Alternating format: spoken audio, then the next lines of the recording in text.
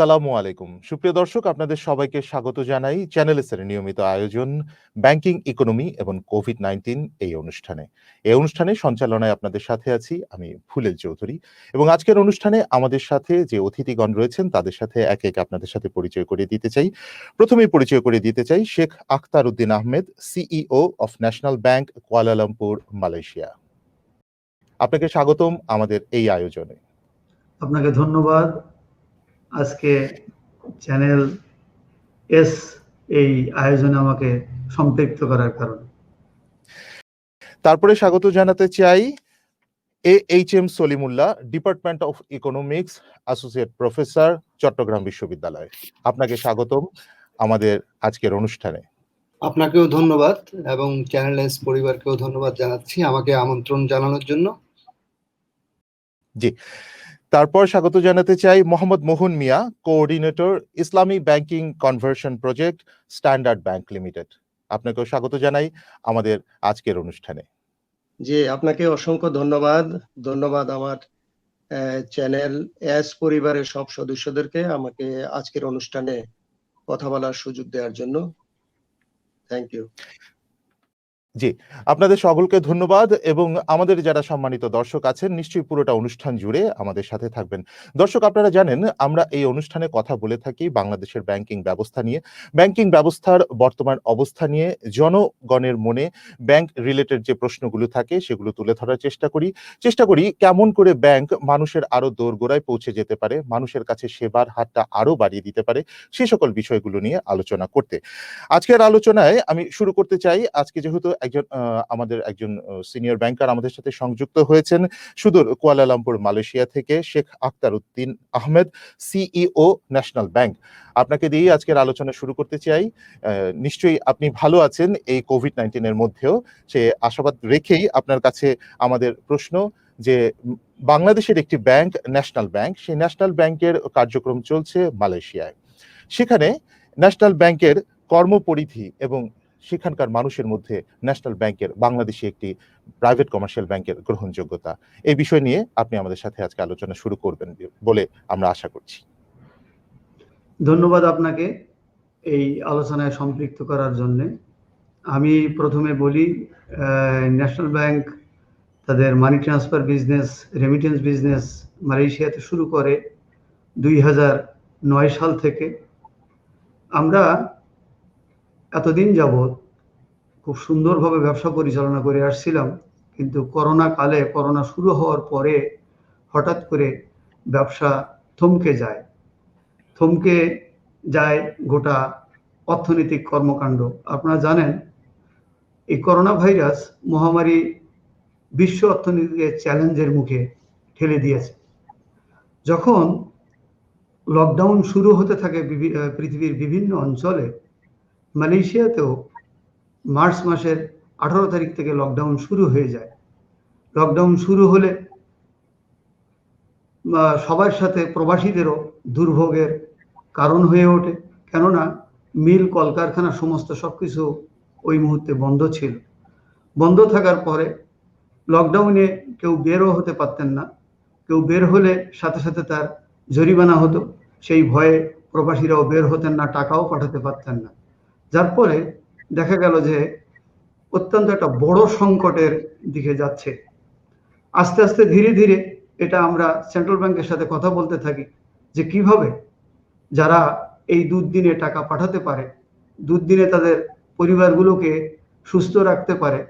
কেননা আমরা জানি রেমিটাররাই তাদের পরিবারের একমাত্র উৎস এবং এই টাকা তারা না পাঠালে তাদের অবস্থা অত্যন্ত খারাপ হয়ে যায়।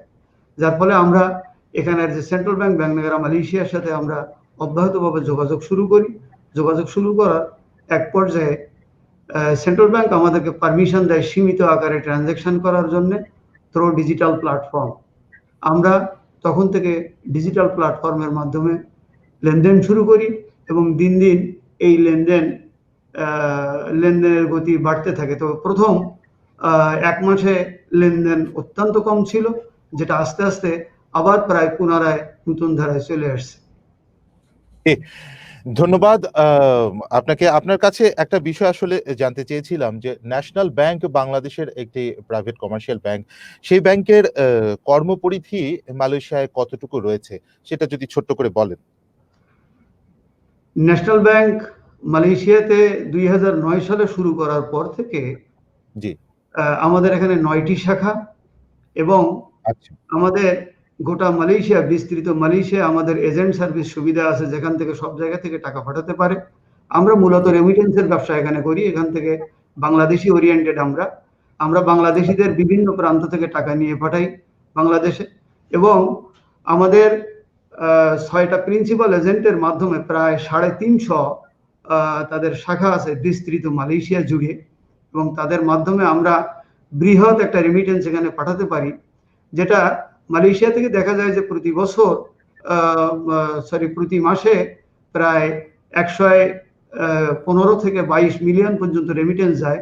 এনবিএল মানি ট্রান্সফার, সেখানে আমরা প্রায় 17 থেকে 18 মিলিয়ন রেমিটেন্স প্রতি মাসে পাঠাতে সক্ষম হই। এই নেটওয়ার্ক গোটা মালয়েশিয়া জুড়ে বিস্তৃত। রেমিটেন্স, আমি আরেকটা বিষয় জানতে চাই, সেটা হচ্ছে রেমিটেন্স ছাড়াও ওখানকার প্রবাসী বাংলাদেশীদের সাথে এনবিএল কাজ করছে। এছাড়াও লোকালদের সাথে কি কোনো ব্যাংকিং কার্যক্রম পরিচালিত হচ্ছে কি? এখানে মূলত ব্যাংকিং কার্যক্রম পরিচালিত হয় না, এখানে শুধুমাত্র রেমিটেন্স। আমরা আচ্ছা, যারা এখানে জি, জি, ধন্যবাদ। আমরা জি, ধন্যবাদ শেখ আখতার উদ্দিন আহমেদ। আপনি আমাদের সঙ্গেই থাকবেন। আমরা আরো বিভিন্ন বিষয় নিয়ে কথা বলতে আপনার সাথে আসবো।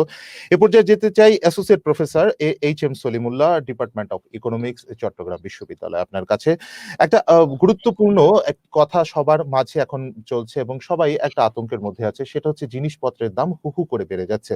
আপনি একজন ইকোনমিক্স ডিপার্টমেন্টের শিক্ষক হিসেবে আপনার কাছে জানতে চাই, করোনা পরিস্থিতি তৈরি হওয়ার আগেও আমাদের বাংলাদেশে মুদ্রাস্ফীতির কথা যদি বলি, মুদ্রাস্ফীতি কিন্তু 5-এরও নিচে ছিল। বর্তমানে আপনার ইভালুয়েশন থেকে আপনি যদি বলেন যে এই যে হু হু করে সব জিনিসপত্রের দাম বেড়ে যাচ্ছে এবং অনেক মানুষ চাকরিচ্যুত হয়েছে, একটা বিরাট সংখ্যক মানুষ বেকার হয়ে গেছে, এই পুরো ব্যাপারটা আসলে আমাদের অর্থনীতিতে কিভাবে আঘাত হানছে? যে মুদ্রাস্ফীতি এবছর শেষে কত হতে পারে, আর বেকারত্বের হারই বা কি পরিমাণে যেতে পারে? ধন্যবাদ আপনাকে। আমরা যারা অর্থনীতির শিক্ষার্থী বা অর্থনীতিতে আমরা যারা শিক্ষক পড়াচ্ছি, তারা মুদ্রাস্ফীতিকে বিভিন্নভাবে সংজ্ঞায়িত করি। দুটি প্রধান উপায়ে আমরা মুদ্রাস্ফীতিকে সাধারণত ক্যালকুলেট করি। একটা হচ্ছে সিপিআই বা কনজিউমার প্রাইস ইন্ডেক্স, আর একটা হচ্ছে জিডিপি ডিফ্লেটর। জিডিপি ডিফ্লেটর হচ্ছে এক ধরনের প্রাইস ইন্ডেক্স, বর্তমান বছরের দ্রব্য সামগ্রিক দাম এবং ভিত্তি বছরের দ্রব্য সামগ্রিক দামের একটি অনুপাত আমরা নেই। এর বাইরে আমরা কনজিউমার প্রাইস ইন্ডেক্স যেটা পড়াই, সেখানেও আমরা সেটার মাধ্যমেও আমরা ইনফ্লেশনটাকে পরিমাপ করি। কনজিউমার প্রাইস ইন্ডেক্সে হচ্ছে একজন টিপিক্যাল কনজিউমার যে সমস্ত তার কনজাম্পশন বাস্কেটে যে সমস্ত গুডস গুলো আছে, সেই গুডস গুলোর আমরা একটা প্রাইস কস্ট অফ ইন্ডেক্স নেই। কস্ট অফ বাস্কেট গুডস একটা প্রাইস ইন্ডেক্সের মাধ্যমে আমরা হিসাব করি, এবং সেই বর্তমান বছরে সিপিআই, বিগত বছরের সিপিআই এবং বর্তমান বছরের সিপিআই এগুলোর অনুপাত দিয়ে আমরা ইনফ্লেশন রেটটাকে পরিমাপ করি। এখন বাংলাদেশে যে ইনফ্লেশনটা, সেটা সিপিআই, মূলত সিপিআই এর মাধ্যমে পরিমাপ করা হয়, এবং আমরা যে ইনফ্লেশনটা দেখছি, ইনফ্লেশন সাধারণত শুধুমাত্র যে একটি দ্রব্যের দাম বৃদ্ধি পেয়েছে বা একাধিক দ্রব্যের দাম বৃদ্ধি পেলে যে ইনফ্লেশন হয়েছে বা হচ্ছে, সেটা কিন্তু নয়। ইনফ্লেশন বলতে আমরা বুঝবো যদি সমগ্র দাম স্তরটাই বেড়ে যায়, অর্থাৎ গত বছরে বিভিন্ন পণ্যের যে দাম স্তরগুলো ছিল, এই বছরে যদি সেটা তুলনামূলকভাবে বেড়ে যায়, তাহলে সেটাকে আমরা বলছি ইনফ্লেশন। কিন্তু বর্তমানে এখন আমরা কিন্তু আমি একটু যোগ করতে চাই আপনার সাথে। আমরা কিন্তু জি। বর্তমান পরিস্থিতিতে দেখছি গোল্ড থেকে শুরু করে ফুড প্রোডাক্ট পর্যন্ত, আমাদের জি। দৈনন্দিন যে খাবার সামগ্রী রয়েছে সেখান পর্যন্ত সবকিছুর কিন্তু দাম বেড়ে যাচ্ছে। স্বর্ণের দাম হু হু করে অনেক বেড়ে গেছে। তার পাশাপাশি আমরা যদি বাজারে যাই, দৈনন্দিন যে জিনিসগুলো রয়েছে সেগুলো নিয়ে আমরা প্রতিদিনই পত্রিকায় দেখছি, বিভিন্ন আইটেমগুলো, আমাদের প্রতিদিন খাবারের আইটেমে যে বিষয়গুলো থাকে সেগুলোও কিন্তু দাম বেড়ে যাচ্ছে। এটাকে আমরা আসলে কি বলবো? হ্যাঁ, এটা তো এখন বর্তমানে যে করোনা ভাইরাসের ফলে যে কোভিড পরিস্থিতি যাচ্ছে, মানুষের যে ইনকাম কমে গিয়েছে, ইনকাম লেভেল, অনেকের তো ইনকাম কমে গিয়েছে, অনেক জব লেস হয়ে গিয়েছে, অনেকের ইনকামের স্ট্রাকচারে পরিবর্তন এসেছে, ফ্যামিলি এক্সপেন্ডিচারে পরিবর্তন এসেছে। হ্যাঁ, এই সমস্ত কারণে মানুষের উপরে তো একটা বিশাল প্রভাব পড়েছে, এবং যার প্রভাবটা বাজারে গিয়েও পড়েছে। কনজিউমারদের উপরে যেভাবে প্রভাব পড়েছে, পরিষদদের উপরে একটা প্রভাব পড়েছে, আলটিমেটলি মার্কেটের উপরে একটা আমরা দেখছি এক ধরনের অস্থিতিশীলতা তৈরি হয়েছে। এবং নিত্যপণ্য যেগুলোর দাম, এবং যারা ব্যবসায়ী, নিত্যপণ্যের ব্যবসায়ী, বিশেষ করে যে আমরা বলি আপনার রসুন, আদা, পেঁয়াজ, তারপর আপনার এই যে আলু, মরিচ, এই সমস্ত পণ্যের দাম হঠাৎ করে বেড়ে গেছে। এই সমস্ত পণ্যগুলো কিছুটা আমি বলবো কিছুটা সিন্ডিকেটের কারণেও হতে পারে, বিভিন্ন রকম সিন্ডিকেট এখানে কাজ করছে, অনেকে মানে আর্টিফিশিয়াল মার্কেট ডিস্টরশন সৃষ্টি করছে। আবার আমি কি বলবো, কোভিড পরিস্থিতির কারণেও এই ধরনের একটা সমস্যা আমাদের মধ্যে তৈরি হয়েছে। হ্যাঁ, তো এখন মানুষের যে সমস্যাগুলো, এই সমস্যাটা কিভাবে ফেস করবে, কারণ মানুষের ইনকাম তো অনেকে কমে গেছে, অনেকে চাকরি হারা হয়ে গেছে, দীর্ঘদিন অনেকে ঘর ভাড়া দিতে পারছে না। হ্যাঁ, তো যার কারণে এই সমস্ত পণ্যের দাম বৃদ্ধি একটা বিশাল ইম্প্যাক্ট অর্থনীতিতে ফেলছে। তো এইটা যদি কন্ট্রোল করা না যায়, ইনফ্লেশন রেটটা এখন যে অবস্থায় আছে, আমি একটা ডেটা দিতে চাই। জানুয়ারিতে ইনফ্লেশন ছিল আমাদের গত বছরে ছিল 5.59%, কিন্তু সেপ্টেম্বর 2020-তে সেটা হয়েছে 6%, সরকারি হিসাবে 6.1%। কিন্তু যদি এটা কন্ট্রোল করা না যায়, তাহলে এটা অনেক বেশি বেড়ে যাবে।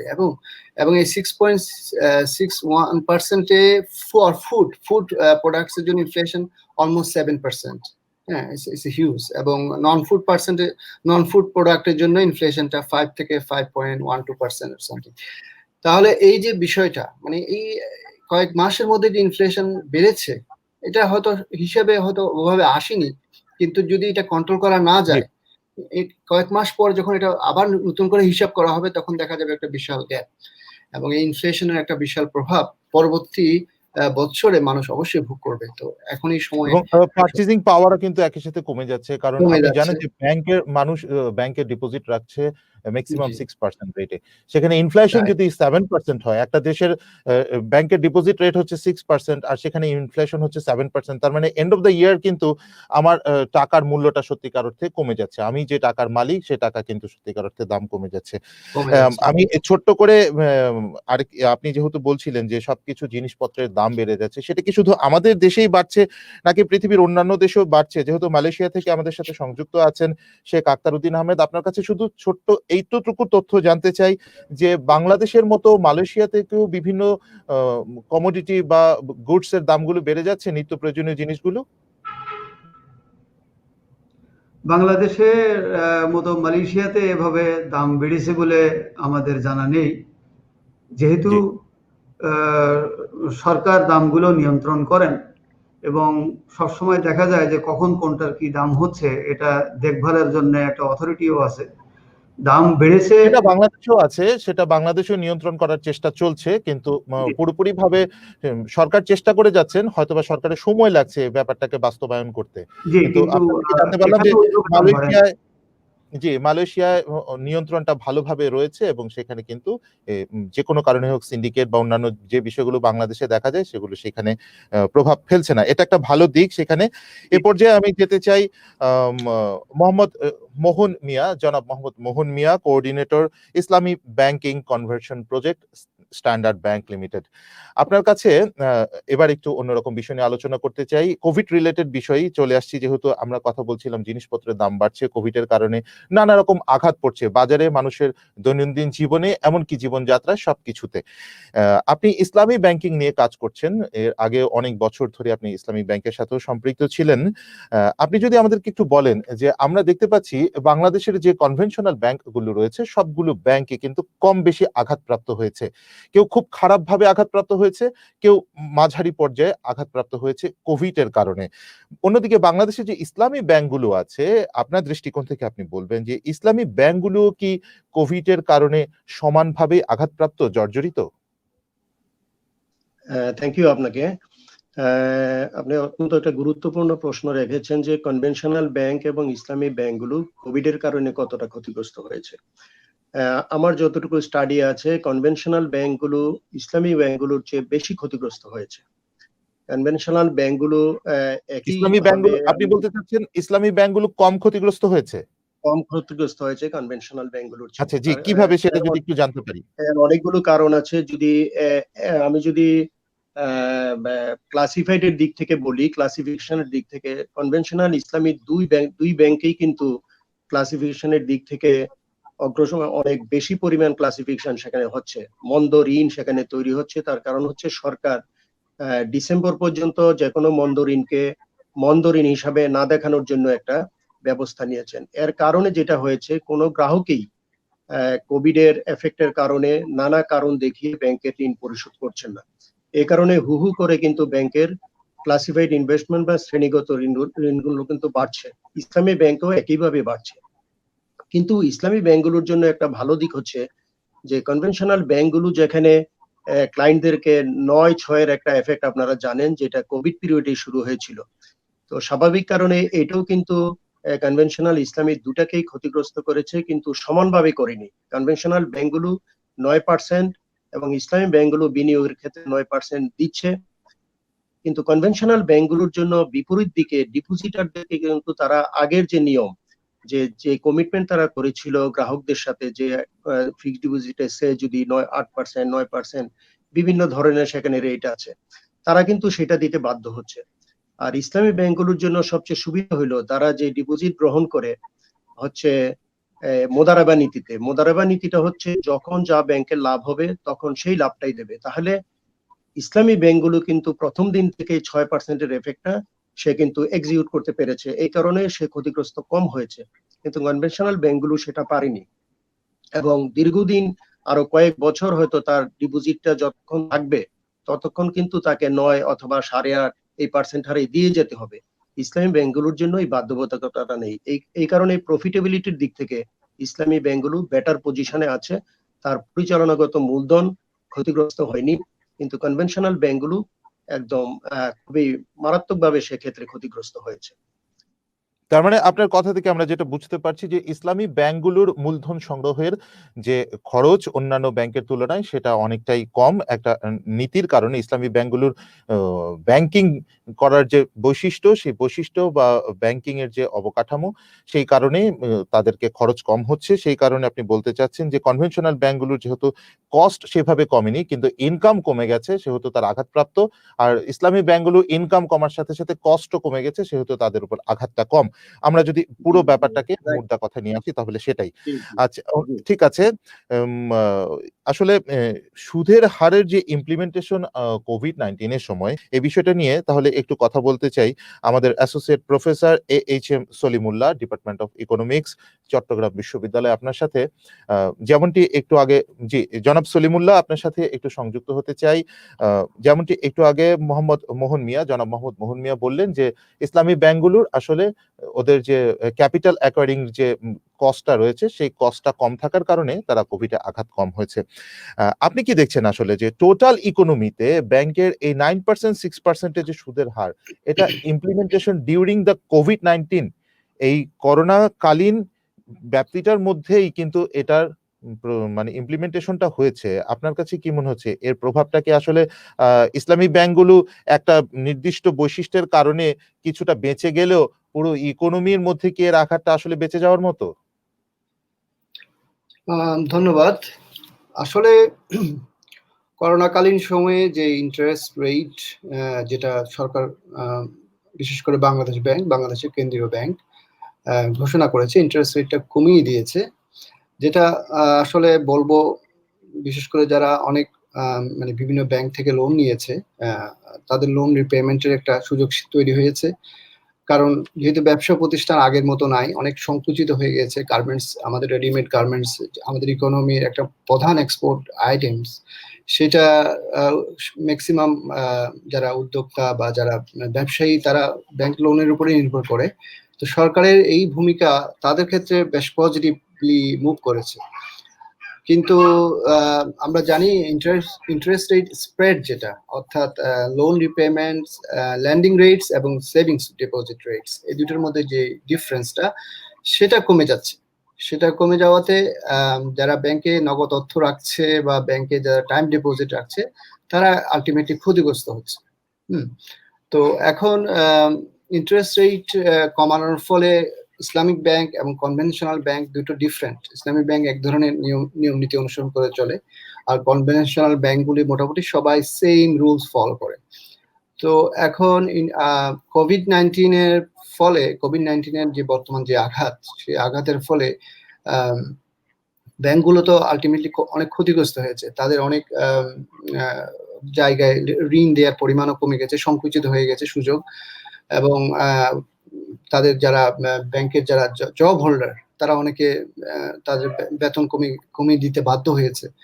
এখন সেক্ষেত্রে ইন্টারেস্ট রেটটা আমরা যদি একটু দেখি, বেতন আসলে সব ব্যাংকে কমেনি। আমি আপনার সাথে একটু এই ক্ষেত্রে একটু সম্মানের সাথে দ্বিমত পোষণ করতে চাই যে একেবারে গোটা হাতে গুনিয়ে কয়েকটা ব্যাংকে কিঞ্চিত বেতন কমানো হয়েছিল, আসলে বাকি ব্যাংকগুলোতে কিন্তু বেতন কমেনি। হ্যাঁ, কিছু কিছু সুযোগ সুবিধা সেটা সীমিত সময়ের জন্য, এবং ব্যাংক পক্ষ থেকে কিন্তু বলা হচ্ছে এমপ্লয়ীদেরকে যে যদি এই যে প্যান্ডামিকের মধ্যে আমরা আছি এই অবস্থা থেকে কিছুটা উত্তরণ করতে পারলেই আবার সেই সুযোগ সুবিধা ফিরে আসবে। জি বলেন। জি, এখন ব্যাংকগুলো তো সাধারণত বিজনেস করে তাদের লোনের মাধ্যমে। হ্যাঁ, তারা জনগণ থেকে যে ডিপোজিটটা পায় সেখানে তারা কিছুটা ক্যাশ রিজার্ভ রাখে একটা রিজার্ভ রেশিওর মাধ্যমে, বাকি অংশটুকু তারা লোন হিসেবে ডিসবার্স করে বা লোন হিসেবে তারা পাবলিকের হাতে দেয়। এখন যদি ইন্টারেস্ট রেট কমানো হয়েছে অলরেডি, এর ফলে কিছুটা সমস্যা তো তৈরি হবে। তবে যারা লোন নিয়েছে বা পূর্ববর্তীতে যারা আগে লোন নিয়েছে কোভিড এর আগে, তারা কিছুটা হয়তো লাভবান হবে। এই দিক থেকে তাদের লোন রিপেমেন্ট খরচটা কমবে, তারা লোন রিপের ক্ষেত্রে কিছুটা পজিটিভলি চিন্তা করবে। হ্যাঁ, ক্লাসিফাইড লোনের সংখ্যা হয়তো কমবে, এটা আমরা ধারণা করছি। কিন্তু আলটিমেটলি বিজনেসের জন্য একটি বড় ধাক্কা তৈরি হবে আর কি, আমরা চিন্তা করছি বিষয়ে। জি, আপনাকে ধন্যবাদ Sheikh Akhtar Uddin Ahmed, CEO, national bank Malaysia, Kuala Lumpur. আপনার কাছে একটু, আমরা যেহেতু বাংলাদেশের লোন রেট নিয়ে কথা বলছি, আপনি যদিও লোন নিয়ে সরাসরি কাজ করেন না, তবুও যদি একটু তথ্য পেতে পারি আপনার কাছে যে মালয়েশিয়া আসলে ডিপোজিট রেট বা লোন রেট এই ব্যাপারগুলো কিভাবে নিয়ন্ত্রিত হয় বা কত রেটে সাধারণত সেখানকার মানুষ সুবিধাগুলো পেয়ে থাকে? মালয়েশিয়াতে ডিপোজিট রেট অতি সামান্য, যেটা সাধারণত দেখা যায় যে আপনার 1% 2%-এর ভিতরে সীমাবদ্ধ থাকে, কখনো কখনো এটা অনলি 0.3% থাকে। ঠিক ল্যান্ডিং এর রেটে যে খুব বেশি তাও কিন্তু না, সেই রেটটা হলো 3 থেকে 3.5%-এর ভিতরে থাকে। আমি চিটাগং ইউনিভার্সিটির ইকোনমিক্স টিচারের সাথে আমি আর একটু কথা একটু অ্যাড করতে চাই। সেটা হলো আপনার এই করোনা কালে 9/6-এর প্রভাবে আপনি দেখেন 9/6 হওয়ার সাথে সাথে কি হলো, ব্যাংকগুলো 9/6-এর যে ধাক্কা পড়লো সাথে সাথে করোনা শুরু হলো।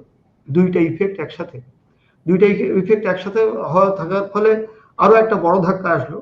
করোনার জন্য ঋণ গ্রহীতাদের সুবিধা দেওয়ার জন্য বাংলাদেশ ব্যাংক প্রজ্ঞাপন জারি করলেন যে কমপক্ষে 2 মাস কোনো রিপেমেন্ট নেওয়া যাবে না অথবা কোনো সুদ চার্জ করা যাবে না।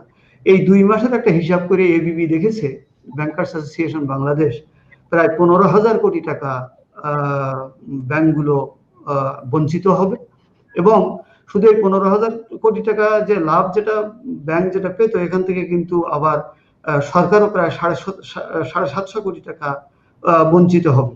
ঠিক তেমনি দেখেন এই পরিস্থিতিতে যেমন ব্যাংকগুলো, ছোট ছোট ব্যাংকগুলো কিন্তু অনেক ধাক্কায় পড়ে যাবে, তারা 15 থেকে 20 কোটি টাকার মতো প্রফিট তারা লস করবে। বড় ব্যাংকগুলো যদি আমি বলি তাহলে 1 থেকে 150 কোটি টাকা, কোনো কোনো ব্যাংক কিন্তু 200 কোটি টাকা পর্যন্ত এটা আসলে লসের মুখে পড়বে। আমি আপনাকে বলি যে একটা দেশের অর্থনীতির সাথে কিন্তু ব্যাংক আসলে ওতপ্রোতভাবে জড়িত।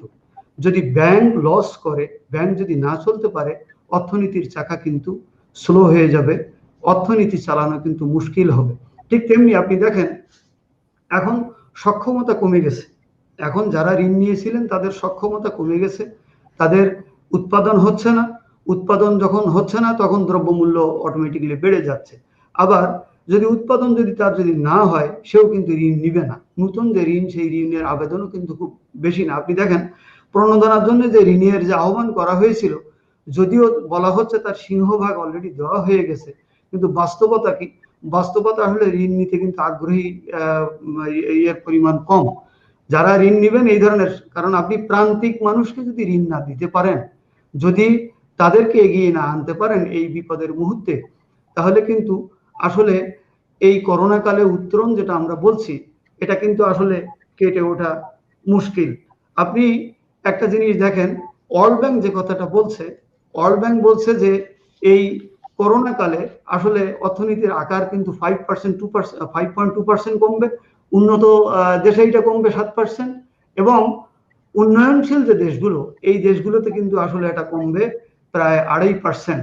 আবার ঠিক তদ্রূপ আপনি দেখেন, আপনার অস্ট্রেলিয়ার ন্যাশনাল ইউনিভার্সিটি যারা গবেষণা করছেন, তারা বলছেন যে এইটাতে ক্ষতি প্রায় $2.3 ট্রিলিয়ন হবে, এবং এই ধারা যদি অব্যাহত থাকে, এটা যদি মহামারী আকার ধারণ করে, মহামারী তো অলরেডি ধারণ করছে, যেটা আমরা জানি, এটা $9.2 ট্রিলিয়ন কিন্তু অর্থনীতি এই ঝুঁকির ভিতরে পড়বে।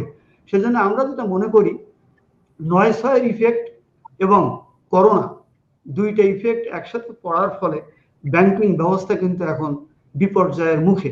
তারপরও আমি যেটা মনে করি, বাংলাদেশ ব্যাংক নতুন নতুন উদ্যোগ নিচ্ছেন এটাকে রিল্যাক্স করার জন্য, কিভাবে মোটামুটি অর্থায়ন করা যায়, কিভাবে কম সুদে সবাইকে ঋণ দেওয়া যায়, ব্যাংকগুলোকে কিভাবে অর্থায়ন করা যায়, সমস্ত সবকিছু বাংলাদেশ ব্যাংক যেভাবে উদ্যোগ নিচ্ছেন, আমি যেটা মনে করি এই অবস্থা হয়তো কেটে যাবে। তবে আমরা যদি IMF এর রিপোর্ট যদি দেখি, IMF বলছে কিন্তু এই অবস্থা থেকে উত্তরণ করতে এটা কিন্তু কমপক্ষে 2 বছর লেগে যাবে।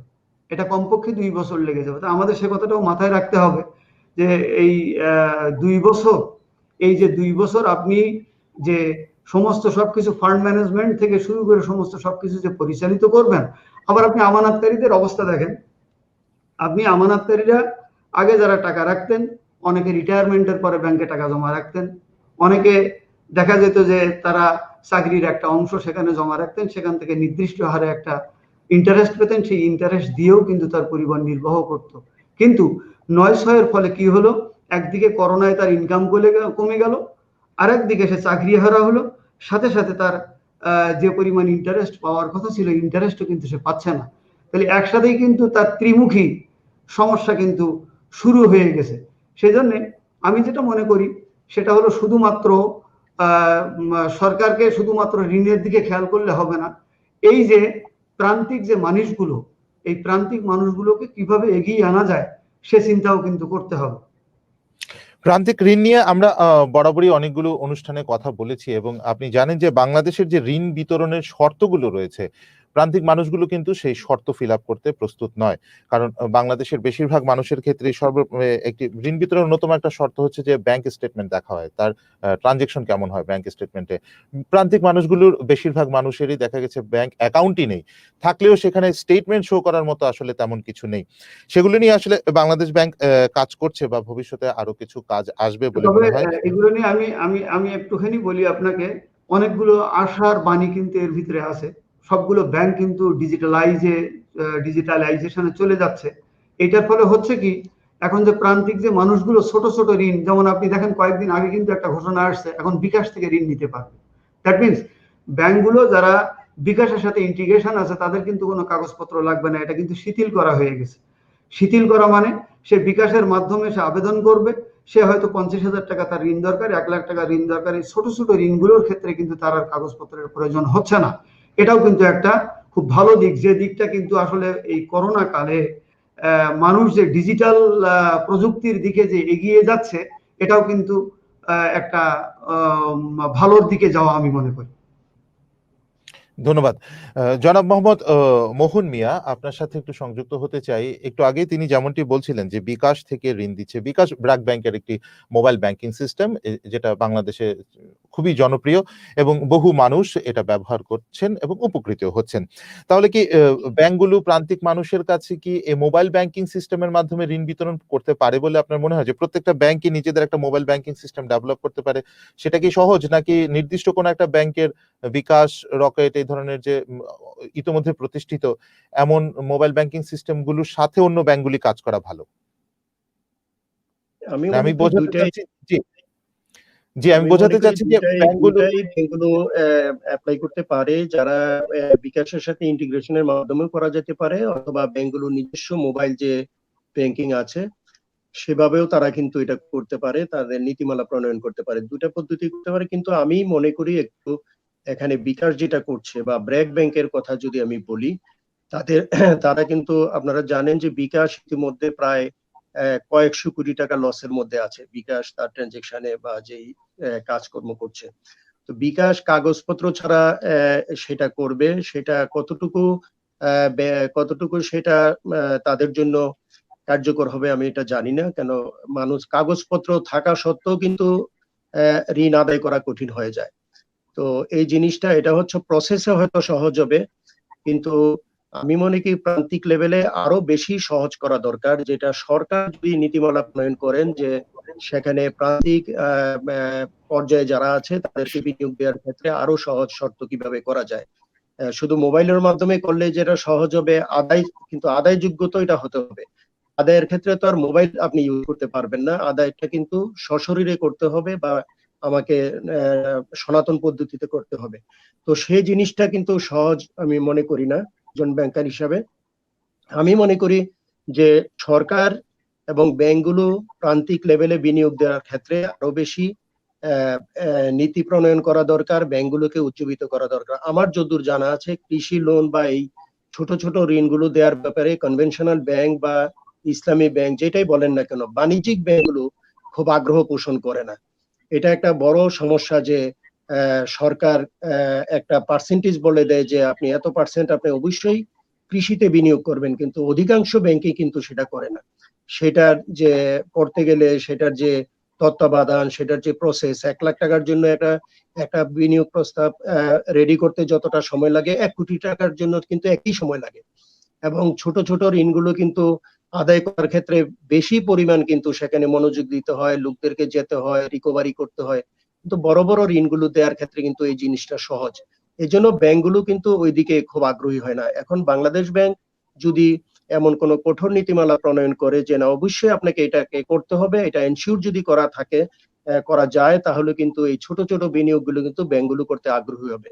আমি মনে করি যে এই বিষয়টা বাংলাদেশ ব্যাংকের একটা বড় দায়িত্ব আছে, এবং ব্যাংকগুলো কিন্তু প্রান্তিক লোকদের প্রতি একটা আগ্রহ, তাদের প্রতি একটা মনোযোগ দেওয়ার আমি দরকার বলে মনে করি। ব্যাংকারদের এই মোটিভেশনটা ব্যাংকারদের থাকা উচিত। তাহলে কিন্তু আমি মোবাইলে করি অথবা আমি ফিজিক্যালি পড়ি, তাহলে আমার এই ছোট ছোট বিনিয়োগগুলো কিন্তু আমি করতে পারবো এবং লোকেরা কিন্তু উপকৃত হবে এবং ইকোনমি কিন্তু এতে উপকৃত হবে আমি মনে করি।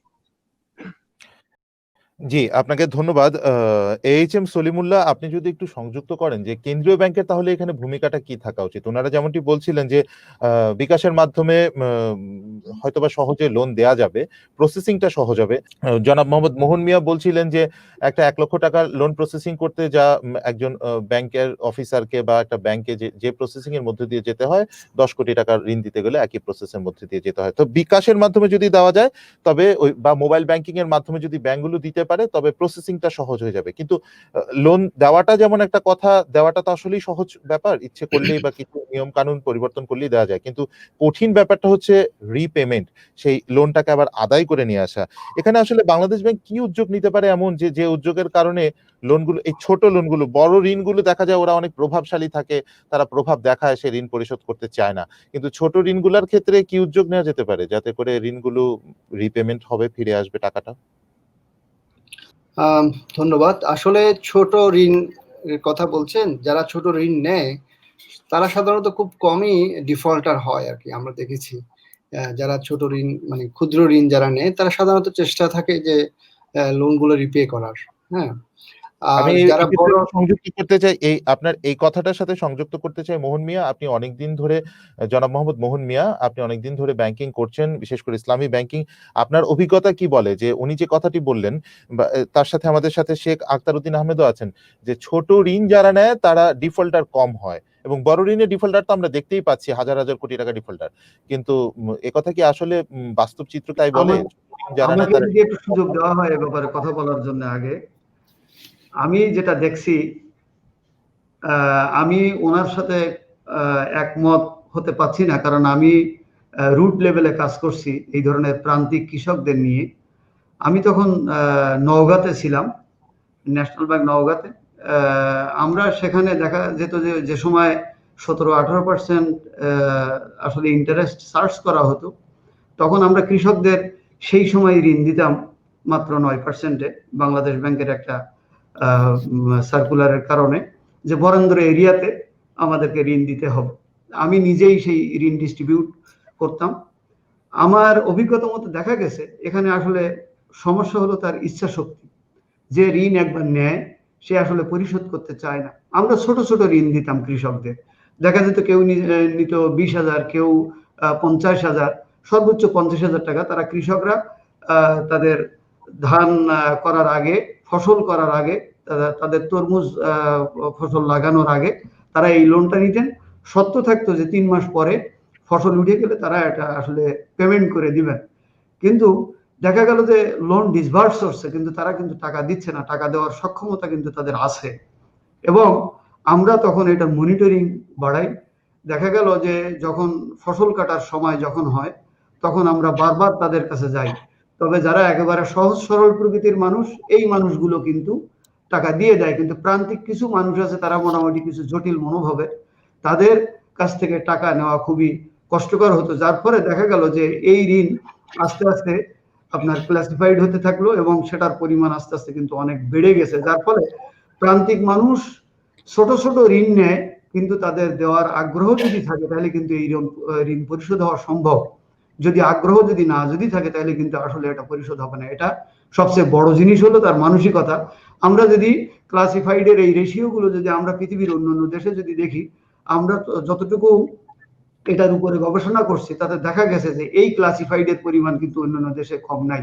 আমি যদি মালয়েশিয়ার কথাই যদি বলি, মালয়েশিয়াতে প্রত্যেকটা জিনিস তারা কেনে কিন্তু ঋণ নিয়ে। প্রতিটা জিনিস, একটা মোবাইল ফোন কিনলেও তারা ইনস্টলমেন্টের মাধ্যমে কেনে, তারা একটা গাড়ি কিনলেও ইনস্টলমেন্টের মাধ্যমে কেনে। যেটাই কিনুক না কেন, ছোট ছোট জিনিস কিনবে, 1000 রিঙ্গিতের একটা জিনিস কিনবে, সেটাও কিন্তু ইনস্টলমেন্টের ব্যাপারে। কিন্তু তাদের ভিতরে কিন্তু খেলাপির প্রবণতা কম, তারা যে কোনো ভাবে এই ঋণটাকে পরিশোধ করে দেয়। আমার মনে হয় যেটা সেটা হলো আমাদের প্রান্তিক মানুষ যারা আছেন তাদের আসলে মানসিকতা পরিবর্তন হলে এটা বিপ্লব ঘটতে পারে। কিন্তু যতক্ষণ পর্যন্ত মানসিকতার পরিবর্তন না ঘটবে, আপনি ঋণ দিতে থাকবেন, আপনি যে ফরম্যাটেই দেন, যত ডকুমেন্টই নেন না কেন, এটা আসলে আদায় করা মুশকিল হয়ে যায়। বাস্তব সত্য কথা যেটা।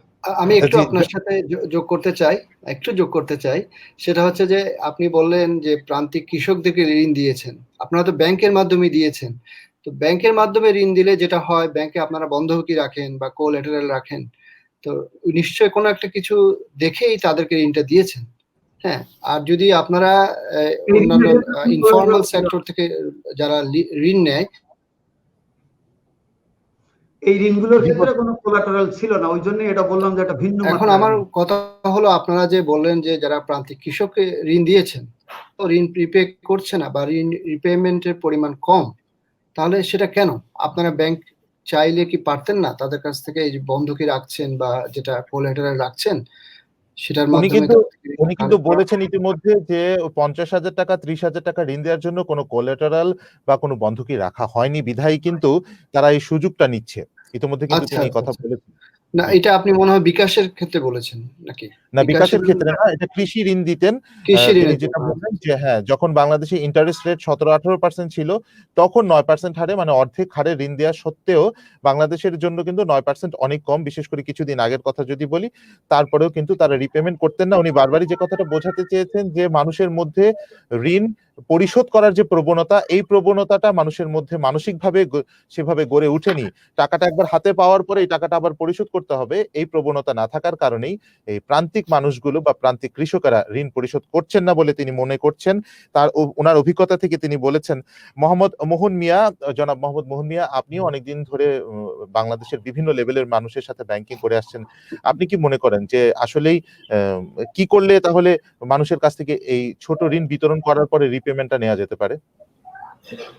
আমি একটু ভিন্ন অভিজ্ঞতা বলবো। আমি দুজন আলোচকের সাথে একটু ডিফার করি। ক্ষুদ্র ঋণ আদায়ের ক্ষেত্রে ইসলামী ব্যাংক বাংলাদেশ লিমিটেড, জানেন বাংলাদেশের সবচেয়ে বড় ব্যাংক, সেই ব্যাংক অত্যন্ত সফল হয়েছে। আমাদের ইসলামী ব্যাংক বাংলাদেশ লিমিটেড পল্লী উন্নয়ন একটা প্রকল্প আছে এই ব্যাংকের, যেটা 18,000 গ্রামে কাজ করছে এনজিওর মতো। সেই ব্যাংক সেই প্রকল্পটা প্রায় 18,000 গ্রামে কাজ করছে এবং বাংলাদেশের সব জেলায় উপজেলায় এটা কাজ আছে। সেখানকার যে ঋণ যেগুলো দেয়া হয় 50,000 থেকে 5 লাখ টাকা পর্যন্ত, সেই ঋণগুলোর আদায়ের হার হচ্ছে 99%। তাহলে ক্ষুদ্র ঋণ আদায় করা কঠিন এই কথাটা আমি বিশ্বাস করি না। কিভাবে সম্ভব হলো এই সফলতা তারা কিভাবে এটা পাচ্ছে? আমি বলি, এটা সম্ভব হয়েছে এইভাবে যে এখানে মনিটরিং সিস্টেমটা অত্যন্ত স্ট্রং। আপনি জানেন ওভারঅল ইসলামী ব্যাংকের মনিটরিং সিস্টেম অত্যন্ত ভালো এবং প্রত্যেকটা কর্মচারী প্রতিদিনই গ্রাহকদের সাথে যোগাযোগ রাখেন। এটা সেখানে ইমপ্লাইড। সেখানে প্রত্যেকটা কর্মচারী যতটা মনিটরিং এর মধ্যে আমাদের বিনিয়োগ গ্রাহকগুলিকে রাখেন, ছোট ছোট ঋণ না, সব ঋণেই ক্ষেত্রেই বা বিনিয়োগের ক্ষেত্রে কিন্তু এটা করে থাকেন। তো আমি এটা বলবো যে ব্যাংকগুলো, আমার জানা মতে অন্যান্য ব্যাংকগুলো, আমার অভিজ্ঞতা যেটা আছে, তাদের মনিটরিং সিস্টেমটা অতটা স্ট্রং না। ইসলামী ব্যাংকের লোকজন যতটা কমিটেড, আমি এটা নির্দ্বিধায় বলতে পারি, অন্যান্য, আমি কাউকে এক্সকিউজ করছি না, কাউকে দোষারোপ করছি না, এই পরিমাণ মনিটরিং এর অ্যাটিটিউড কিন্তু অন্যান্য ব্যাংকারদের নাই। আমি মনে করি ওভারঅল শুধু ক্ষুদ্র ঋণ না, যে কোনো ঋণ যদি সঠিকভাবে মনিটর করা হয়, তাদের সাথে রেগুলার যোগাযোগ রাখা হয়, ব্যাংক যে পদ্ধতিতে মনিটরিং কথা বলেছে সেটা যদি সেখানে কার্যকর থাকে, তাহলে ঋণ আদায়ের ক্ষেত্রে কিন্তু সফলতা অবশ্যই আসা সম্ভব। আমি যদি বলি শুধু ক্ষুদ্র না, আমি আমাদের ইসলামী ব্যাংকের বড় ঋণের ক্ষেত্রে ক্লাসিফাইডের পরিমাণ সবসময় কিন্তু 5 to 6% এর মধ্যে থাকে। অথচ এখানে যারা আছেন তাদের অভিজ্ঞতা আছে, কোনো ব্যাংকের ঋণের শ্রেণীকৃত ঋণের পরিমাণ 30%, 40%, 50% কিন্তু আছে সরকারি ব্যাংকে। এটা শুধুমাত্র মনিটরিং এবং সুপারভিশনের অভাব। এটা আমার দিক থেকে আমি এটা বিশ্বাস করি। আর ক্ষুদ্র ঋণের ক্ষেত্রে আপনি যেটা বলেছি যে আমাদের পল্লী উন্নয়ন প্রকল্প যেটা রয়েছে, 99% শুধুমাত্র এই মনিটরিংটাই সেখানে কিন্তু ভালোভাবে কার্যকর থাকার কারণে কিন্তু সেটা সম্ভব হয়েছে। আর অন্যান্য ব্যাংকের ক্ষুদ্র ঋণের অবস্থা খুবই খারাপ, আমি জানি। আমাদের একজন ব্যাংকার এখানে জনাব আছেন, মোহাম্মদ যিনি মোহন মিয়া, ওই তিনি পল্লী উন্নয়ন প্রকল্প আমি ওইখানে বলছিলেন যে তারা 99% সফল। আমাদের দেশের এনজিও যারা কাজ করছে তারাও কিন্তু সফল। তাদের কারণ তারা কিন্তু তারাও সফল এবং সবচেয়ে বড় ব্যাপারটা হচ্ছে এনজিও আর ব্যাংক রেটের মধ্যে কিন্তু অনেক পার্থক্য। ব্যাংক থেকে 9% ইন্টারেস্টে লোন পাওয়া যাচ্ছে, কিন্তু এনজিও থেকে নিতে গেলে সেটা 20% হয়ে যাচ্ছে। তো সেই পল্লী উন্নয়ন প্রকল্প যেটা, সেখানে আসলে ইন্টারেস্ট রেটটা কত বা বিনিয়োগের হারটা কত? একই পরিমাণ ইসলামী ব্যাংকের অন্যান্য ঋণের যে হার, একই হারে সেখানে করা হচ্ছে, সেখানে বেশি করা হচ্ছে না। আচ্ছা, ধন্যবাদ আপনি এই বিষয়টি যোগ করার জন্য। যে আমরা মূলত কথা এখানে একটু অ্যাড করি যে যেটা আমি বললাম যে এখানে 98 বা 99% সেখানে আদায় হয়। আমি এই কথাটাই সবাইকে বলতে চাই যে ব্যাংকগুলোকে কিন্তু এখানে একটু মনোযোগ দিতে হবে। এটা সম্ভব, আমি মনে করি যে অন্যান্য ব্যাংকগুলো সেটা সেই পরিমাণে করছে না, ইসলামী ব্যাংক যেভাবে করছে। এই কারণেই সেখানে সফলতা পাচ্ছে, অন্য কোনো কারণ নেই। তার কারণ হচ্ছে প্রত্যেকটা গ্রাহকের কাছে যদি সঠিক মতো যাওয়া যায়, তার সমস্যা দেখা হয়, তাকে যদি সাহায্য করা হয়, দেখা যায় যে আপনি সেটা আদায় করতে পারবেন শুধু মনিটরিং, আমি বলবো জি মনিটরিং জি সুপারভিশনটা স্ট্রং করলে ধন্যবাদ সব ব্যাংকই ক্ষুদ্র ঋণগুলো কিন্তু জনাব ভালোভাবে মোহাম্মদ আদায় মোহন করতে মিয়া, পারবে। আমরা আপনার ইস্যুটা মানে আপনার পয়েন্টটা ধরতে পেরেছি। শেখ মোহাম্মদ আক্তার উদ্দিন আহমেদ, আপনি বলছিলেন যে মানুষের মানসিক প্রবণতা ঋণ পরিশোধ না করা, আর অন্যদিকে মোহন মিয়া বললেন যে মানসিক প্রবণতা নয়, সেটা হচ্ছে মনিটরিং যদি ব্যাংক বেশি করে করতে পারে। ব্যাংক আসলে মনিটরিং করার মতো লোকবলও সব ব্যাংকের থাকতে হবে পর্যাপ্ত পরিমাণ, এটাও কিন্তু একটা বিষয়। আমরা মূলত কথা বলছিলাম এইচ.এম. সলিমুল্লাহ আপনার কাছে। আমাদের মূল ইস্যুটা যেটা ছিল যে বাংলাদেশ ব্যাংক এক্ষেত্রে ওই মনিটরিং এর ক্ষেত্রে বা ব্যাংকগুলো ঠিকভাবে করছে কিনা, মনিটরিং পর্যাপ্ত পরিমাণে হচ্ছে কিনা, বাংলাদেশ ব্যাংকের পদক্ষেপ আসলে এখানে কি হওয়া উচিত যাতে মন্দ ঋণ না হয়ে যায়, এটা ছোট ঋণ হোক বা বড় ঋণ হোক। বাংলাদেশ ব্যাংকের কিছু সেট পলিসি তো আছে এক্ষেত্রে ঋণ পরিশোধ বা ঋণ রিপেমেন্টের ব্যাপারে। বাংলাদেশ ব্যাংকের মনিটরিং স্পেশাল মনিটরিং সেল আছে এই জন্য। এরপরেও আমরা দেখছি লোন ডিফল্টের পরিমাণ খুব বেশি, হ্যাঁ, বিশেষ করে ক্লাসিফাইড লোন যেগুলো 6 মান্থস হলে ব্যাড লোনস, 6 মান্থস হলে ডাউটফুল, 9 মান্থস হলে bad loans, above the 9 months হলে আমরা বলছি সেটা ডাউটফুল অ্যান্ড ব্যাড লোনস। তাহলে এই যে সাবস্ট্যান্ডার্ড 9 মান্থস হলে সাবস্ট্যান্ডার্ড, তাহলে এই যে বিষয়গুলো কিন্তু বাংলাদেশ ব্যাংক কর্তৃক নির্ধারিত, কতটুকু কি হবে, কোন মাসে কতটুকু লোন রিপেমেন্ট না হলে, এবং স্পেশাল মনিটরিং ইউনিট আছে, মনিটরিং সেল আছে।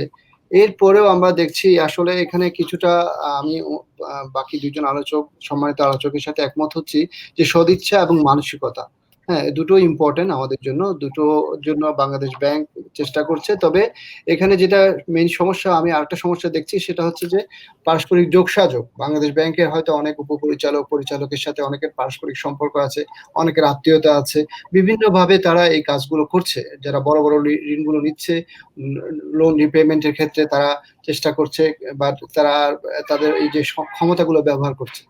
তো সেক্ষেত্রে বাংলাদেশের দুর্নীতি দমন কমিশনের সাথে একটা বড় ভূমিকা এখানে রাখতে পারে। যারা এসব ক্ষেত্রে করছে, বাংলাদেশ ব্যাংক তাদের কাছ থেকে সাহায্য চেতে পারে, তাদের কাছে সাহায্য চাইতে পারে, বা তাদের কাছ থেকে একটা স্পেশাল ইউনিট গঠন করতে পারে বাংলাদেশ ব্যাংকের যারা এই বিষয়ের সাথে জড়িত তাদেরকে নিয়ে। আরেকটা হচ্ছে ইথিক্স, ব্যাংকের যে ইথিক্স, হ্যাঁ, ইথিক্সটাকে বাড়ানোর জন্য একটা স্পেশাল প্রোগ্রামের আয়োজন করতে পারে। ব্যাংকে যারা আছে, ব্যাংকের যারা বড় বড় কর্মকর্তারা আছে, তাদেরকে নিয়ে ব্যাংক ইথিক্সের ব্যাপারটার ক্ষেত্রে একটু জোর দিতে পারে আর কি। আমি আশা করছি সেক্ষেত্রে ব্যাংক লোনের ডিফল্টটা কমবে। তারপরেও মানসিকতা যতদিন চেঞ্জ না হচ্ছে এবং সদিচ্ছা ক্ষেত্রে যতদিন আমাদের পজিটিভ মুভ না হচ্ছে, ততদিন এই লোন ডিফল্টটা হতেই থাকবে, যেটা বাইরের দেশে আমরা দেখিনি। আমি 6 বছর ইউএসএ তে ছিলাম, সেখানে আমি কখনো এভাবে শুনিনি আর কি, যে এত বড় বড় লোন নিয়ে ওখানেও লোন ডিফল্টের পরিমাণ আছে, ডিফল্টিং লোন আছে, বাট আমাদের দেশে যেভাবে লোন ডিফল্ট করে বীর দর্পে ঘুরে বেড়াচ্ছে, গাড়ি বাড়ি করে অনেক একটা বড় বিজনেস ম্যাগনেট হয়ে যাচ্ছে, হ্যাঁ, সেই বিষয়টা ওখানে ওভাবে কাজ করে না, কারণ ওখানে ল এবং অর্ডার সিচুয়েশন অনেক স্ট্রং। আমাদের এইটা খুব ইম্পর্টেন্ট। জি, বা এখান থেকে লোন নিয়ে আপনি ইউএস এর কথা বলছিলেন, এখান থেকে লোন নিয়ে ইউএসএ তে গিয়ে ব্যবসা করছে, এখানে লোন ডিফল্টার হয়ে এখানে তার কোনো ব্যবসা নেই, কিছু নেই, এখানে সে দেউলিয়া হয়ে গেছে, কিন্তু ইউএসএ তে গিয়ে সে ঠিকই ব্যবসা করছে এবং ইউএস এর ব্যাংক থেকে টাকা নিয়ে সেই লোনটা আবার ঠিকঠাক ভাবেই পরিশোধ করছে। এমনও কিন্তু অনেক বাংলাদেশ রয়েছেন। জি, এমনও কিন্তু অনেকে রয়েছেন। আমি অ্যাড করতে চাই, মোহন মিয়ার কথার সাথে আমি একটু অ্যাড করতে চাই। উনি যে কথাটা বলেছেন যে মনিটরিং বাড়ালে ঋণ আদায় হবে, এটাও কিন্তু একটা সত্যি কথা, যেটা এনজিওরা করে। তবে এখানে একটা ব্যাপার আছে, সেই ব্যাপারটা হলো ইসলামিক ধারার যে ব্যাংকগুলো বাংলাদেশে আছে, তাদের ডিপোজিট, হিউজ ডিপোজিট, সেই ডিপোজিটটা কিভাবে সংগৃহীত হয়, সেই ডিপোজিটটা দেখা যায় তারা কিন্তু ডিপোজিট কালেকশনে ওনারা যান না, ওনারা ডিপোজিটের জন্য ওনাদেরকে মার্কেটিং করতে হয় না। কিন্তু ট্রেডিশনাল ধারার ব্যাংকগুলোকে কিন্তু তাদেরকে ডিপোজিটের জন্য ব্যাপক মার্কেটিং করতে হয়, যেটা ইসলামী ব্যাংকের ধারায় করতে হয় না। কেন? মানুষের একটা অন্ধবিশ্বাস আছে, যেহেতু এটা সুদভিত্তিক ব্যাংক না, ইসলামিক ধারার ব্যাংক, মানুষ এই মনে করে সবাই ইসলামী ব্যাংকে তাদের ডিপোজিট জায়গা, যার ফলে ইসলামী ব্যাংকের কিন্তু ডিপোজিট যেটা, সেটা হলো হিউজ ডিপোজিট, সেটা উইদাউট মার্কেটিং, কোনো মার্কেটিং ছাড়াই এটা আসে। এখন দেখা যাচ্ছে যে ইসলামী ব্যাংক ইসলামী ধারার যে ব্যাংকগুলো তাদের ডিপোজিট বেশি থাকার ফলে তারা ডিপোজিট কালেকশনে যে মার্কেটিংটা করতে হতো সেটা কিন্তু তাদের আর লাগছে না। তারা ওই জনবলটা তারা কিন্তু মনিটরিং কিভাবে ঋণটা আদায় করা যায় সেই মনিটরিং এর উপরে তারা রাখছে, এবং মনিটরিং যারা করে সেক্ষেত্রে খরচ কম। আপনার সরাসরি অফিসার যারা আছে তাদেরকে দিয়ে যদি আপনি ডিপোজিট কালেকশন করাইতে যান আপনার এক্সপেন্ডিচার বাড়ে, কিন্তু আপনারা যে সুপারভাইজার এবং নিচের লেভেলের ইসলামিক ধারার ব্যাংকগুলো যে তারা কম বেতনে তাদেরকে দিয়ে যে মনিটরিং ব্যবস্থা যেটা রাখে, এই মনিটরিং ব্যবস্থার কারণেই কিন্তু আসলে তাদের মূল ম্যাজিকটা কিন্তু এইখানে, যে ঋণ যে তাদের যে ব্যাপক যে আদায় যেটা হয় এটা কিন্তু একটা বড় ম্যাজিক বলে আমি মনে করি। জি, জি। কনভেনশনাল ব্যাংকগুলো কি এরকম ব্যবস্থা করতে পারে যে মূলধারার অফিসারদের না দিয়ে শুধু মনিটরিং সেল আলাদা একটা গঠন করে সেখানে একটা বিরাট সংখ্যক লোক কাজ করলো এবং তাদের কাজই হবে ঋণ আদায় করা? এটা কি কনভেনশনাল ব্যাংকগুলো করতে পারে ইচ্ছে করলে? এখন কিন্তু কনভেনশনাল ব্যাংকগুলো আস্তে আস্তে এদিকে এগোচ্ছে, কিন্তু সমস্যা যেটা সেটা বড় সমস্যা হলো কিন্তু ডিপোজিট। ডিপোজিট কিন্তু কনভেনশনাল ব্যাংকগুলোতে ডিপোজিটের রেশিও কিন্তু এইটা এত বেশি না যেটা ইসলামিক ধারার ব্যাংকগুলোতে বেশি, যার ফলে আপনি দেখেন বাংলাদেশের অধিকাংশ ব্যাংক এখন তারা ইসলামিক ব্যাংকিং উইং খুলছে। তারা এই অবস্থা থেকে কেউ কেউ সরাসরি তাদের ব্যাংকে ইসলামিক ব্যাংক হিসাবেই ঘোষণা করছেন। যেমন কিছুদিনের আগের যে ব্যাংকটা নিয়ে ব্যাপক গুঞ্জন ছিল, সেই ব্যাংকটা পরবর্তীতে নাম পরিবর্তন হলো, এখন তারা কিন্তু আবার ইসলামিক ব্যাংকিং ধারায় যাওয়ার জন্য ঘোষণা দিচ্ছেন। ঠিক তেমনি বিভিন্ন ব্যাংক, আপনি দেখেন ইসলামিক ব্যাংক বাংলাদেশ শুধুমাত্র ইসলামিক ধারার ব্যাংক ছিল, তাদের এই ডিপোজিটের রেশিও দেখার পর থেকে কিন্তু অন্যান্য ধারার ব্যাংক সংযুক্ত হতে থাকে, এবং এখন নতুন নতুন ব্যাংক তারা সবাই নতুন হোক পুরানো হোক তারা ইসলামিক ব্যাংকিং উইং খুলছে শুধুমাত্র ডিপোজিট কালেকশনের জন্য। তবে সবচেয়ে এর কথা হলো আপনার ভালো যে কথা দিক যেটা হলো সেটা হলো ট্রেডিশনাল ব্যাংকগুলোও কিন্তু আস্তে আস্তে মনিটরিং এ তাদের লোক সংখ্যা বাড়াচ্ছে যাতে এই ঋণগুলো আদায় হয়। জি, ধন্যবাদ আপনাকে, ধন্যবাদ। শেষ কথা বলতে চাই, আমরা যেহেতু অনুষ্ঠানের একেবারে শেষ প্রান্তে চলে এসেছি এবং শেষ কথাটা বলতে চাই আমরা মোহাম্মদ মোহন মিয়া, জনাব মোহাম্মদ মোহন মিয়া, আপনার কাছে আমাদের এই মুহূর্তে যারা দর্শক আছেন তাদের জানার উদ্দেশ্যে যে মানুষের মনে একটা কমন কথা আছে যে ইসলামিক ব্যাংকগুলো এত পার্সেন্ট ইন্টারেস্ট রেট আমাকে দিবে, অন্য ব্যাংকগুলো এত পার্সেন্ট ইন্টারেস্ট রেট দিবে, তাহলে ইসলামী ব্যাংক আর অন্য ব্যাংকের মধ্যে কি শুধু ওই নামগত পার্থক্য নাকি? এখানে সত্যিকার অর্থে কি কোনো পার্থক্য আছে? একটা শব্দ, একটা কথা, একটা ক্যাজুয়াল ওয়ার্ড আছে যে ইসলামিক ব্যাংকগুলো ঘুরিয়ে খায়, অন্য ব্যাংকগুলো সরাসরি খায়, ইসলামী ব্যাংকগুলো ঘুরিয়ে খায়। আপনি এর সাথে কোনো দ্বিমত পোষণ করবেন কিনা ছোট্ট করে বলবেন, যেহেতু আমাদের সময় একেবারেই শেষ। আমি এই কথার সাথে সম্পূর্ণ দ্বিমত পোষণ করি যে বাজারে প্রচলিত যে কথাটা আছে ইসলাম ব্যাংক ঘুরিয়ে খায়, এ কথাটা সম্পূর্ণ ভুল। কারণ হচ্ছে এখানে ঘুরিয়ে খাওয়ার কোনো বিষয় নাই। ইসলামী ব্যাংকের অনুমোদন দিয়েছে বাংলাদেশ ব্যাংক। তো এই কথাগুলো যদি যারা বলেন বাংলাদেশ ব্যাংক সেখানে মনিটর করে, বাংলাদেশ ব্যাংক কিন্তু এখন ইসলামী ব্যাংক গুলোকে অডিট করার জন্য আলাদা সেল করেছে, ইসলামী ব্যাংক গুলোকে তারা মনিটর। তো এই কথাটা বাংলাদেশ ব্যাংকের পক্ষ থেকে কোনোদিন বলা হয় নাই যে ইসলামী ব্যাংকগুলো ঘুরিয়ে খাচ্ছে।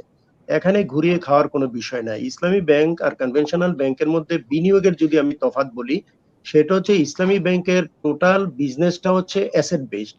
আমি কাউকে কোনো ক্যাশ টাকা দিতে পারি না যেটা কনভেনশনাল ব্যাংকগুলো দিতে পারে।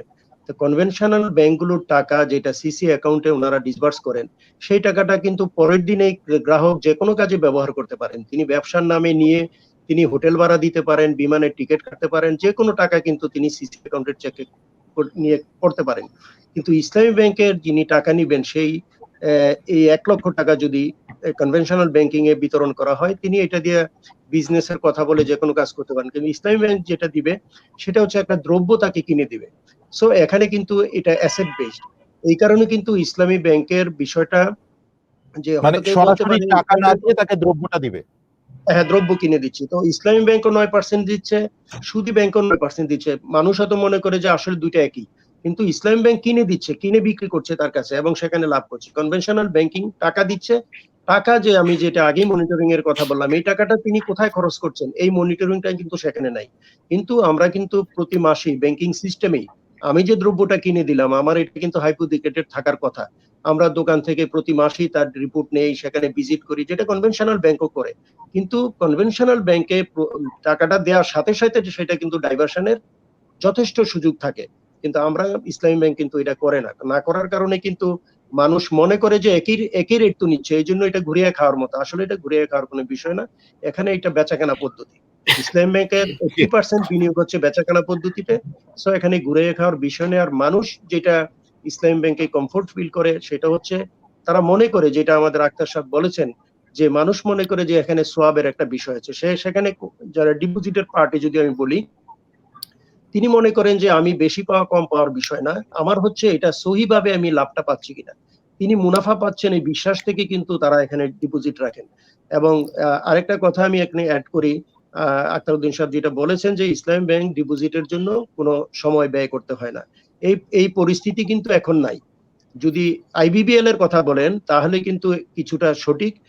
অন্যান্য ইসলামী ব্যাংকগুলো কিন্তু প্রত্যেকটা কর্মচারীকে টার্গেট দেয়া থাকে এবং সেগুলো মনিটর করা হয় এবং ডিপোজিটে যথেষ্ট সময় কিন্তু দিতে হয়। তার কারণ হচ্ছে ডিপোজিটের কম্পিটিশনটা এখন বাংলাদেশে ব্যাংক বেশি হওয়ার কারণে এটা কিন্তু একটা বিরাট বিষয় হয়ে দাঁড়িয়েছে। এজন্য সেখানেও কিন্তু তারা সময় দেন।